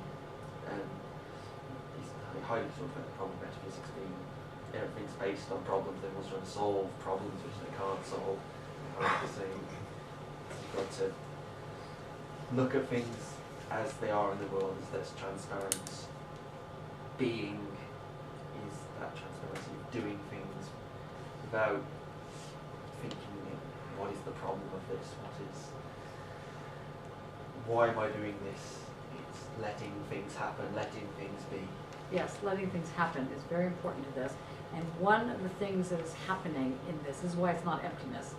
One of the things that's happening, name one thing that could be happening in this. Starts with an S. No. There are a lot of S words. What were you going to say? No, it doesn't. You don't have to come with an S. Oh, okay. I was going to talk about distraction. Distraction. Okay, what does it mean? That you're still present, but you've sort of shifted. It's like looking at the corner of your eye or that way. Okay, so you're still present, but somehow you're not present the way you were coming into, yes? Just because we are big, Because you're a big, big, big, big, yeah. Because design is the big. No, because something else is going on in the moment of the dwelling. Neither big B being nor little e, little B being. This was Maybe the shift basic. within the senses, how we experience it. Good. And the central aspect. So the senses are what come to life, or anyway come to the surface, as it were. Or maybe they're always on the surface. But something, I guess the key here to think through is that, or to grasp somehow, is that it's not that you empty your mind, although the emptying of the mind as an example, if what is meant by that is just getting rid of the rationality, yes. And not so much because other things can come in, that's a theological approach, which is fine with the Quaker scenario that you're saying, or even for the Buddhist thing, but in fact, there is something that is going on that that suspends you into the realm of this dwelling. Now, last semester we talked about this kind of suspension. Does anybody remember who was Kierkegaard? He comes back to life and he goes back to sleep. Okay. Teleological suspension of the ethical. Yeah, and what is the teleological suspension of the ethical, other than a fantastic Scrabble I moment? brought that out in a pub conversation. God, you must be fun. With a group of scientists. Really? Were they shocked? They were, yeah. Did they like what you had to say? I don't think I understood the word. So did I, but yeah. No, it's about, is it Abraham? Is it Abraham being... sorry, No, it is Abraham, yeah. Abraham. And what does Abraham have to do? He's ordered by God to kill his son. Yeah. And that's the... And he wants the life of his wife. He has the life of his wife. Yeah, not to mention his son. It's surrender. What's that? Surrender to that, isn't it? He surrenders. And he loses it. Okay, this is like really pulling teeth at this point. Let me just speed this up a little bit, because basically he's being asked by God, who first of all is asking him to do something immoral. So the question is, how come God is doing this? But okay, then he's not supposed to question God, because it is God after all, and God knows all, and he's little Abraham. On the third hand, if he says anything, he is in a problem. And finally, if he actually kills his son, small little issue there. So Kierkegaard raises the question, not, well, he raises the question, was it right that Abraham would just sort of march off into the, Mount Moriah and decide to kill his child, but rather, what's the difference between having faith and having a dogmatic belief. That's what he's actually raising in this. And his notion of faith, I'm not saying that I am subscribing to this, because God knows, I mean, how do you know that you're not just hearing voices, that someone's telling you to like go kill all, the devil made me do it, or whatever the line is. But the notion of faith requires that there's a suspension of all forms of rational positioning, but not just any old suspension. It's got to be suspended in a way that will allow for an ethical moment to emerge. This is the Kierkegaardian sort of move. Now, if you remember when we were doing the discussion last semester, that suspension required, when I brought into a secular conversation, it required that it was translated as artists, you must submit yourself to the process of art. You don't master the process of art, you submit to the process of art. This is the Kierkegaardian move. You must be brought into it. You must be sucked in. And if you don't get that thing of sucking you into this moment, then you're not going to be able to be free enough to produce. Because the thing you're producing doesn't have an end, like a telos. It doesn't necessarily have a reason. I mean, it might have a reason. You just did light boxes. Some giant light box where you're gluing 15.673 recurring kilos of grains of rice to it. Yes. Yes. And what type of rice was that? Long grain basmati. Yes. And why was it long grain basmati rice? Because that weighed out in the right quantity. And when you were gluing this onto the light box, how did you get from, how big was this light box? 2 meters by 1.5 meters. So did you start from the middle and work your way out? Or were you suspended, sticking the rice on? Felt a bit like that. I did it in waves, is probably the best description. So it was not really layers, but more sort of waves. I wanted to have a sort of a topography, a texture, like a touch. crop circle. Yes, but it's not that. It's not got that sort of structure. Yeah. It's much more of a what felt right, or felt like it would look right, or somehow made sense. How did you know it would look right? The honest answer is I didn't, because I was doing it blind. That's right. That is the honest answer. And it's also the only answer. Yes. But how did you know finally in the end that it worked? I know in experience of making other things that it's going to make me sound really crazy. But I remember when you sound what? Slightly crazy. I remember when I was doing my degree, being a sort of little scared first year and going to the pub. It was a pub evening organised with second and third years, and getting a bit tipsy and describing that feeling or that moment where something seems right, and it being a bit like when your thumbs go big when you've got a temperature. Okay, that was a very interesting jump there. But somehow there's that thing where it sort of seems right. Right. And it's not an absolute specific. It's sort of slightly out of bodily. It's sort of somehow sort of other than feeling normal, but it's not specific enough to call something. Yes. But it's the tremble thing. Yes. Yeah. Yes. Yes. To know it without a logos knowing. It's a knowing. God. Yeah, I almost had a long Thursday. It's a knowing without a logos knowing. Logos, L-O-G-O-S. Does that make sense?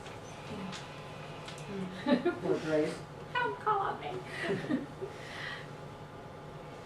Okay, so we've only gotten to, okay, so it then gets into this question.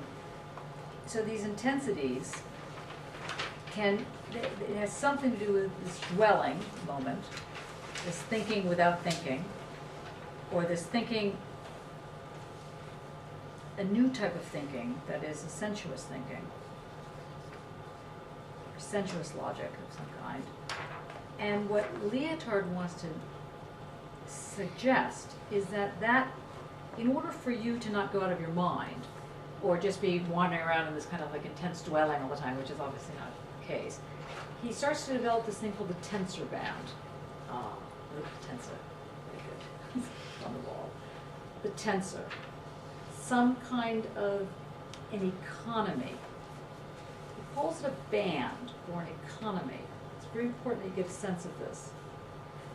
The band or the economy, you could make the argument, is the, when you think of economy, you think of currency, right? Like in currency there's dollar, or not dollars, sorry, there's pounds and there's pence and there's things like that, right? And that's the currency. So in a libidinal band, a currency would be the displacements, would be the condensations. The currency is that which lays to hand, but these are a lot of weird things laying to hand. Dimensions are currency. And they create the way in which the economy expresses itself. So it's kind of like the Escher-Hans drawing itself, in the sense that it's not like an economy, it's not like a band or a road that you build and then you go on it. The road is the constitution of these various elements. So the fact that you were feeling this, you kind of just knew where it was. This is the beginning of how you are navigating your currencies, your things within the libidinal band, within the general band. You're negotiating the currency, and you get a sense of how it feels. You know that, okay, it's got to go this way, no, it's got to go, no, move to the left, no, perfect. Then you know it's working. And then you, of course, don't really know it's working because it can move somewhere else, right? So and this is very much the difference between, let's say, contemporary or postmodern type of art and, let's say, traditional paintings. Because traditional paintings often, they kind of look the same no matter where you stick them. I mean, and that was often the argument about why that was art. It was art because no matter where you put it, it just had an eye-mont, you know. Whereas the stuff that is coming out in contemporary works, a lot of times you put it somewhere, it looks terrible. And you put it somewhere else, it looks fabulous. And you think, okay, is it all context? How do you deal with this? So the tensor, what this question is asking you to think about is when you're in the dwelling of your work, how do you recognize its placement? How do you recognize the way in which it becomes, that it works as art? So it's not asking you what is the working of art, like the work of mourning.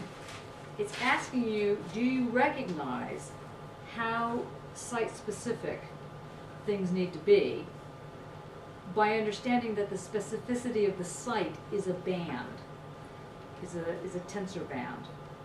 And as long as that tensor band can be created wherever that piece is going, you're all right. And if it can't be, no good. These are your little sort of projecting ways in which one can think through. Now, what Benjamin argues in the task of the translator, which we didn't cover, so this is for you, those of you that want to get really stuck in. In the task of the translator, he makes an argument. It's a wonderful essay, actually. I really recommend you reading it in case if you don't do this piece later on in your lives. He says, really, what is translation? Do you literally translate, like, you know, the word yes in English is sí in Spanish or something like that? That's a literal translation. Yes, it means that. Or do you translate the context? What are you translating when you translate? What's the role of the translator? And what he argues is that the artist is a translator. And that's what they're doing. That's what we're doing as artists. We're translating. So the question is, are you going to literally translate? Or are you going to contextually translate? And if you take the latter, which is of course what is the art of translating, so the literal translation really won't in the end get you the translation. You need to figure out how to make something able to present itself, to become present, to make itself real. And that translation process is a form of communicating. So the other part of that is to recognize when your work communicates, when it's saying something to you. Is the representation? You say that the literal translation is the presentation. It's the representation. The literal translation would be the representation. The non-literal translation would be the non-representational way. So, for example, again, I'm just using Anna's work because we had it close to hand today and most people were there. It's hanging, is it still hanging up? Yeah. Yeah, so it's in whatever that studio is over there. Project Space One. Yeah, Project Space One. You know, that could have been, you know, interpreted, as it were, in so many different ways. You know, cityscapes, that was one way, you know, or dead bodies hanging. You know, it could have been a whole, you know, someone who was mentally obsessed with, you know, cutting these squares. Okay, but, you know, that would be the literal translation. Sorry, Anna. You know, well, we know you are obsessed with cutting the squares, so I mean, yeah. So the thing is that if you literally say that work is about what it's about, literally cutting the squares, you're not going to get very close to that work. You're not going to understand it at all. Because the literal translation doesn't work in works of art. So what Benjamin's saying here is learn your trade. Learn how to translate. And here are the ways you got to do it. You got to listen to what the object is saying. Don't be afraid to feel like you're an idiot. You know, standing by the thing and listening to it.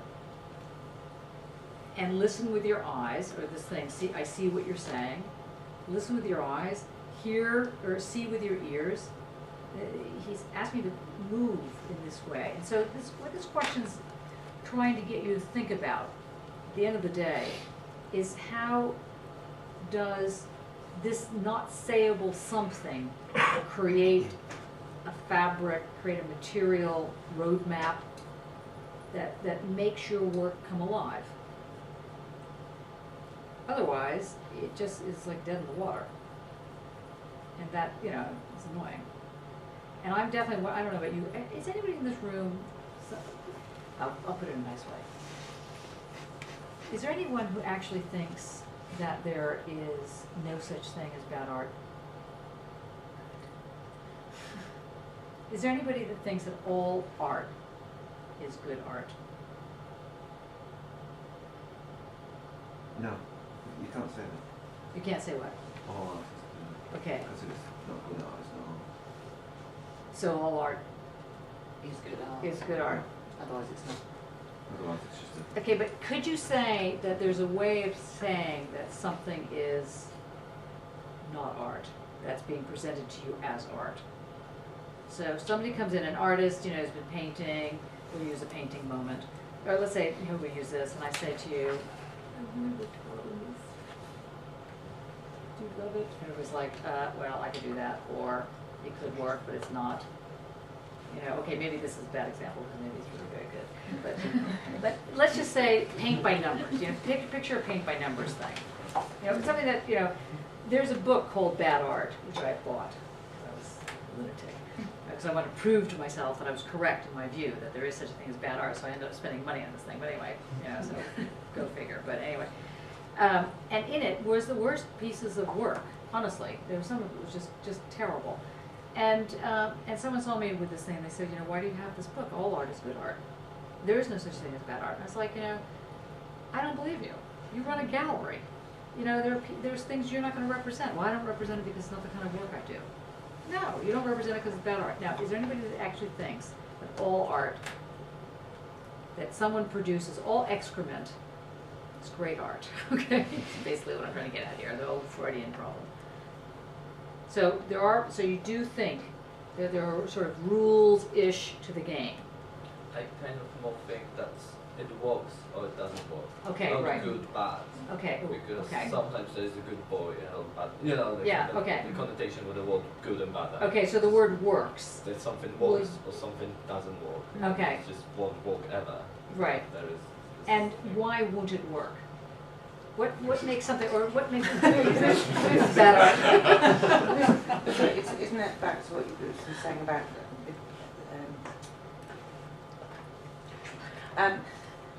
but if something doesn't do anything other than just be there as it, If it doesn't then translate. it's not, yeah, if it's not translated, then it's not doing its job, or it's That's not, right. it's just that. So it could be paint on a canvas surface, but if it's not translating, if it's not doing those other things, then it's purely paint on canvas. Yes, that's exactly what's being said. So you can replay this now, so you can get it. Yes, Anna? Well, I was just thinking if it's very closed, because I think art needs to have that possibility of penetrating it, of finding a way in. Yes. But Spaces. yeah, Yeah. in some ways. But if it's really close, maybe that's when it doesn't work, I think, for me. Yes. So Also there's a sense of labour. Labour means something has to take time. But it has to, the labour is, you know, it could take 5 seconds, but there's been labour within the thought process, or there's a depth to. no, that's a good word. There's a depth to the surface. Yeah. I was just thinking about teaching, and you have to make these judgments when you're teaching, and you can walk into a room and go, I don't know, really. And I was thinking, why do I make those judgments? And I think there's people who really struggle with something, battle with it, and try to find a way of translating it all. And then it suddenly works. Mm-hmm. And then there's someone playing around with paint, and they're just not really, it's just voluntary, there's nothing to it, there's nothing there. And then there's a sense Is that then about the intent of how you're making something as well, or the intent with which you approach? Yeah. No. No, I think that moment. No, I mean, the thing is, well, I want to get away from the intention of the artist in that sense. In the sense that, you know, because the artwork lives away from the artist. I mean, not always, but, you know, usually it lives away from the artist. I mean, there's very, well, there's a book by Leotard called, actually, Derrida and Leotard both write on signature and law and event. And anyway, there's a book called Signature, Law, Event. And in this, the question is, what is a signature? So, for example, if you did an Andy Warhol, think in your mind Andy Warhol, you know, the different repetitive pictures of, I don't know what, somebody, you know, Marilyn Monroe or somebody, and you did a kind of repetitive headshot with different colors going on, people would either accuse you or suggest, oh, this has some relation to Andy Warhol, or you're referencing Andy Warhol, because that is a signature. Mm-hmm. So his signature, he doesn't literally have to sign it, go Andy Warhol. The fact that this thing exists creates a signature. And that signature is able to take over. So a lot of times if you do a still type of shot, someone will say, oh, that's Cindy Sherman. Because she was able to create a signature that works like this kind of thing. Now, that's different than intention. Because the work is existing away from the artist, but on the other hand, you know that it's going to be linked to Cindy Sherman or whatever it happens to be, because the signature is obvious. And the question is, what's your signature? Do you have a signature yet? Most of you don't yet have your signature. Not yet. I haven't seen it yet. Is that what makes art then? Good art. Good jump. Yes. Does that not become a trope then, when you just kind of have this one thing that you become like a one-trick Well, it could pony? be. It could be. In which case, that's like a pretty poor signature. But signature isn't styled, is it? That's It's what? different. Signatures, they're not styled. It's not style. That's Right. a difference. Style would be sort of closed. a And closed, it's- literal. Just do keep repeating, Yeah. repeating, representing Yes. the same style again and again. Yes, that would not be a signature. Then on Like identity. Sorry? Identity in the world. Yes, but it's not identity it's identity that has difference in it. Not identity that has sameness. Yeah, Kirsten? Oh no, it was just that on the radio this morning. Yes. Was it Radio 4? Yes. Yes.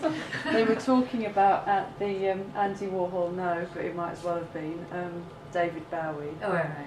As really as being a signature, Yeah. and not being a musician, not being an artist, but being a signature, and then making that leap into him being a brand. So it's got two sides. That has. Yes, it can absolutely. it can be a dangerous kind of territory to. Oh, absolutely. But I mean, everyone in this room, I think, I could be wrong about this, but I would guess, wants to make their name. You've heard that expression, right? That's an expression in this country, right? To make your name. So if you change your name, it's a real interesting experience because, you know, you could be like famous in one name and not all known in another name. That's all very kind of interesting scenario. Now, if you make your name via your signature, then something else is going on. I mean, you can have a whole lot of different names, as Andy Warhol did, as a matter of fact. But anyway, the point is that that becomes, well, it could become, it could grow to be an event. It could, in fact, be a time period. It could really get out of hand, as it were, this signature. Because you could say the 20th century has a signature. You could certainly say rock and roll has a signature. You could say Mozart had a signature. Or classical music. So you can find signatures wherever you see, you know, fantastic artists and fantastic artwork. There's always the signature. And so for work to really emerge as, you know, the great work of art, it has the signature. It creates an event. It can even go further and create law, but that's a different, that pushes. Is there not a danger that it moves into semiotics then? Because that overtakes, so it might overtake everything else. So people see that and that's it. Yes, That's and that will be a problem. Yeah, So, and that is the problem, you know, like the problem with rich and famous. Oh, we've run out of caviar. Yeah, you know, yes, that is a problem. It is. And that is a problem you have to be aware of when you become famous. You know, the problem of fame. and that's what Kirsten was saying about Bowie. Yes. And what Bowie did was he kept changing To avert that. But isn't that also going back to what Andre was saying about a trope that, you know, Bowie by changing was Yeah, trying to that- avoid becoming Yeah. yes. Dear. Repeating the same thing, Yeah. you know. Yeah. But that But in he itself still becomes a trope, trope, doesn't yes. it? Yeah. Yeah. Yeah. 'Cause By calling him a brand, they're calling him a trope. Yeah, but it's the same kind of problem. Yeah. I mean, so for example, in the 90s and the noughts, I suppose, there was a lot of art that came out of social movements. Well, I guess the 80s, 90s, you know, I mean, every time has art that comes out of movements, but I'm particularly thinking in terms, would you like some Diet Coke? I just got a cough and come back. Okay. No one's accepting this Diet Coke. I have been drinking it. But anyway, Grace got one as a present. Now I forgot what I was saying. I was saying that the whole thing about trope, no, what was it? Social. So yeah, so like for example, there was a time period when, let's say, certainly I'll talk about the gay community, when a number of us were fighting the good fight and, you know, had water cannons on us and all those kind of exciting things, which really is far more romantic sounding than it is. But if you ever have a water cannon put on you, just go limp, if you can. Okay. Anyway, you fly off of the water. Anyway, that's by the by. But the idea, particularly in some of the movements, was in terms of showing that you were gay by a certain way that you wore your clothes, or that you even had usually leather. And this became like the signature. The signature of being a part of the movement was that you were wearing your leather. And then what happens? Suddenly it becomes a stereotype of the thing. First, it starts off as a way of being rebel. Then it goes into some sort of then you become a stereotype of yourself, which is another issue, which is annoying. So one has to be very alert to when things begin to turn like that, and they start becoming stereotypes of themselves, or the signature turns into a brand, or you may want it to become a brand. David Byrne, I'm thinking, rather than David Bowie. So when does that turning thing? And this is where leotard. This is a nice segue into the turning, the bar that turns. When does it turn on that libidinal band?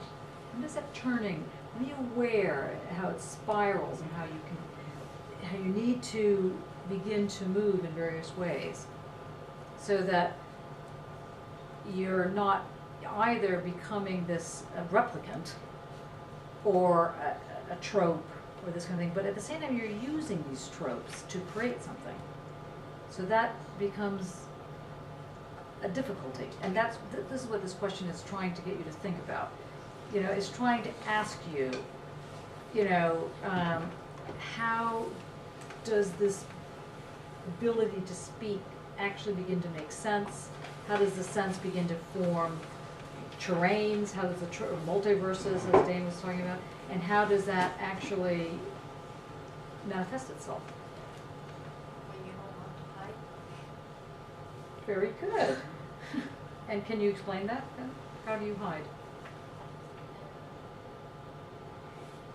I mean, that I don't remember who said it. When you know where to let it go, and you don't keep it in a distance that you might lose it. At the same time, you don't have it very connected to yourself. And what would you call that if you happen to be a snake? It happened to be a snake. Yeah. Shedding your skin. Shedding your skin. So you see, hiding doesn't necessarily mean that you have to be under the table. You have to learn how to shed your skin. That's only one way. That's not the only way. But it's a way to hide in a way that's right out in the present. And that's where the hiding play on word comes. It's taking the hide. That's right. Good. Good. Yes. So the best place to hide is, as you said, stand there. The best place to hide is right in the right. Hiding in plain sight. Hiding in plain sight. That's the best way to shoplift. Waitress. You think I come up with that? You think that was random? No, just kidding. Okay, last question. In what way does the Y zone establish difference? I felt compelled to ask a Y zone question because that's how we started. That would be if someone from QAA, you know what QAA stands for? Yes, quality assurance something. Alliance. Yes, yeah. Quality assurance. Association, maybe. Anyway, whatever they stand for. You teach a course on that's on in philosophy and in art, and if you guys don't know something about the bloody Y zone, bad. Okay, so I wanted to put rhizome on there just to say, see, you can understand what I'm asking the students. And see, they actually understand the other questions, but you will also understand the fifth question, rhizome.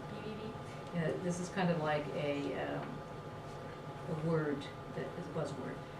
But we will get beyond the buzzword, right? Because in what way does the rhizome establish difference? Okay, that's where it goes pear-shaped for the QAA, but not for you. Because we know that if you see the word difference, it is immediately linked to what other word? Identity. Yes. Okay. If it is linked to identity, what's the story? And who told the story of A equals A? Heidegger. And when he said A equals A, what was his annoyance with Hegel about that? What was his annoyance about this fact that he kept saying there's something the matter with Hegel? What was it that Hegel's dialectic doesn't solve with the identity question? It has no dirt. It has no dirt. That's true. But That's not really an argument against If Hegel. an A is equal A, then it's an A. Yes. Tautology. And so, you really want to wonder, why is this man famous? Yeah, right. So, Okay, it's a tautology, yes. yeah, it's tautology. So what about everything else around? What was the problem with the thing that stuck those two A's together? The bridge, yes. Yes, the bridge. He was Yes. failing to notice the tension within the equals. Right, Because so- they're pulling and pushing at the Yes. same time. Good. Creates a difference between those two, Yes. which creates identity for those two. Yes. And that's all I know. And rest in peace. I'm exhausted now. Done. Yes, so remember that the word difference, when you see it like that, is talking about how something belongs and longs to be. And so the thing that makes something belong sticks it together. That's symbolized, and not in a semiotic way. It's like written as these two parallel lines to link the two together, the equal sign, and that the equal, keeping it apart, keeping them together. Now, why would that have something to do with rhizome versus dialectical logic? Why would the rhizome come into this story? You say, no, just more than one word. What, a sentence. Plane of imminence. Yeah, and what is this plane of imminence then?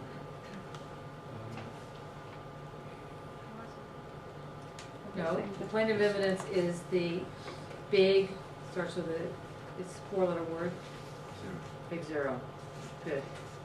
And what is the big zero? Surface. And what is the surface in A equals A?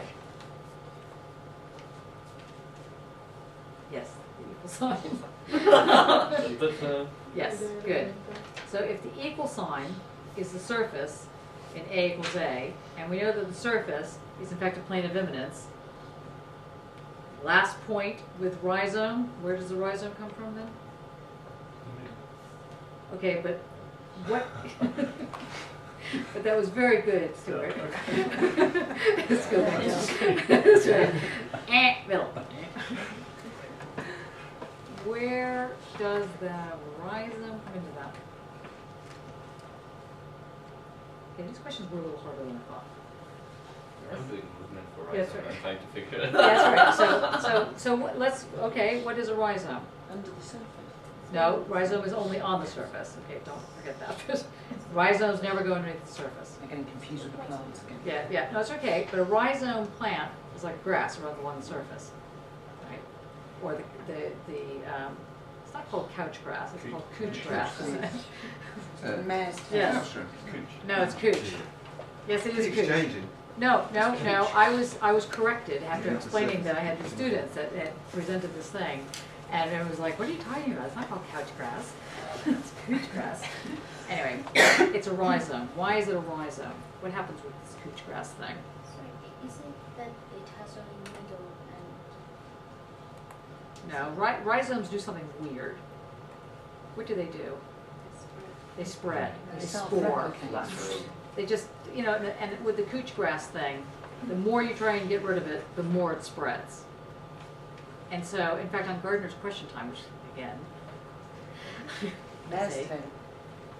It's a very, very ancient rhizomatic plant. it's a very ancient rhizomatic plant, and they actually said, despite the fact that they're into organic farming or whatever, to kill it with pesticides. Right. I have it on my allotment. Do you? Yeah.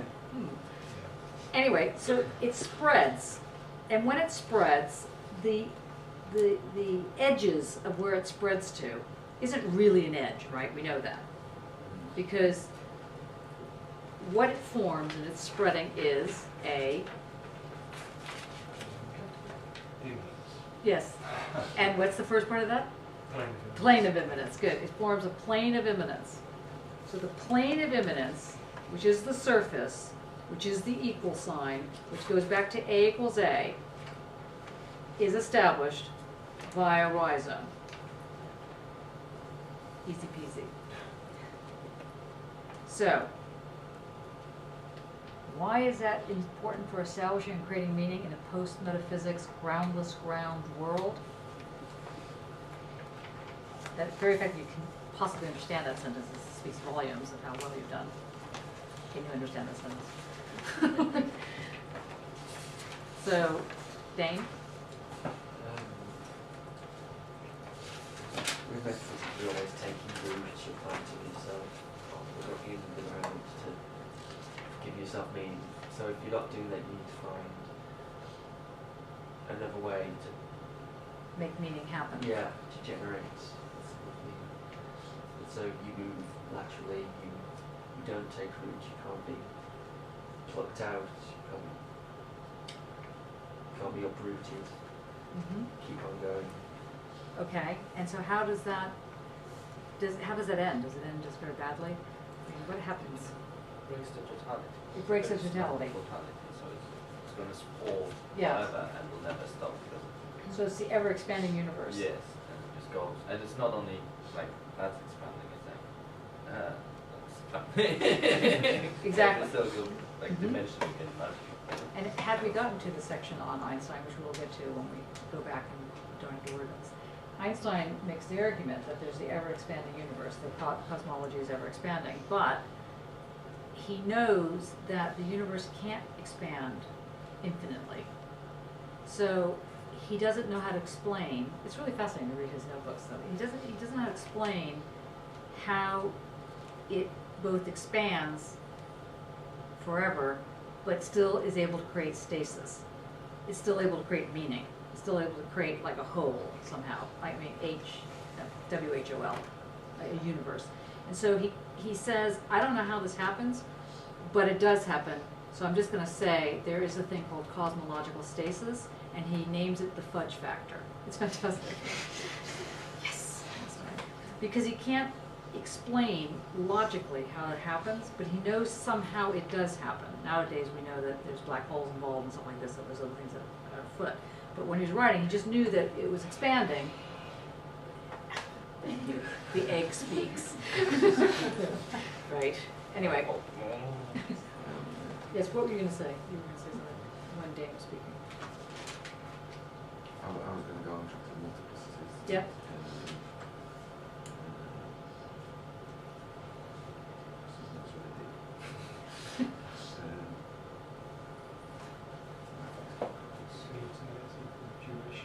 In terms of a mathematic class, there's something as well about biding time, so there's a kind of, it can be a pause as well. Good, and that's actually what Hannah brought up, this whole thing about how time gets bided. Yeah, absolutely, excellent. Dane? What were you going to say? When you try to cut the horizon, when you're trying to separate it, it just starts because it's Fantasia, is it Fantasia of the Brooms? Yeah, that's it. Yeah. Yeah. It's many little pieces, but it's not. Yeah, there's Fantasia, there's Fractals, there's Dr. Seuss.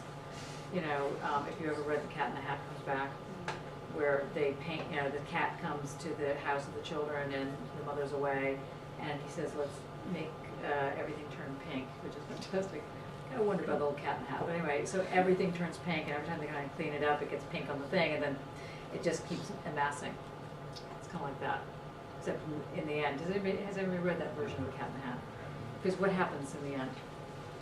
I just know that I'm innocent. In English we say Z, and it doesn't rhyme. But yeah, he's got, he takes the hat after hat after hat off. There's always another, it stops at 26. So, yeah. Thing one and thing But yes, two. What's that? Thing one and thing two, don't they? Thing one and thing two, yeah. The different book, isn't there a... Well, there's The Cat in the Hat, and there's The Cat in the Hat Comes Back. There's- What's the one The Cat in the Hat Comes Back is the pink one, isn't it? Yeah. There's thing one and thing two. Does it arrive in a machine? Do they? Was Got that these things to Teletubbies? show. That was a big ball of string there. Well, there's Horton Hatches a Who. Yeah. In The the hats Hat- and the hats and the hats and the cat in the hat. Yeah. aren't they? Yes. Oh, are they? I'm bringing it. Okay, obviously you need to brush up on your Cat in the Hat. Okay. Any more questions? how do you think you're going to do on this? Brilliantly, right? Excellent. Excellent. Well done. That'd be fantastic. Yes, that's right. Take it easy, take it step by step, you know, do all the things that you're not supposed to do. Think of TLOs, step by step, very rational, get all your books out.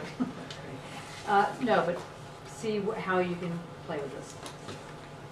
Good. And if Okay. you use the example of the cat in the hat? We're going to use an example of the cat in the hat. I used to always put the cat in the hat on the reading list, but I think I just forgot it this time. Yeah. Yes. Okay, good. See you in 3 weeks. Yeah. Yeah.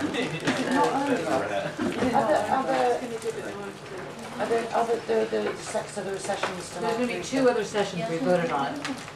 And so there will be 2 other sessions. One, well, there will be at least one other session where I explain Einstein. I feel it's crucial to get there. So like I haven't delivered the job. We don't get to Einstein.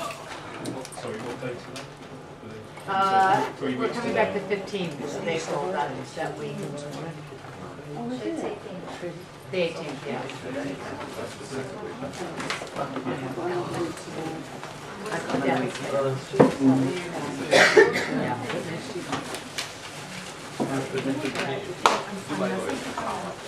Oh my god.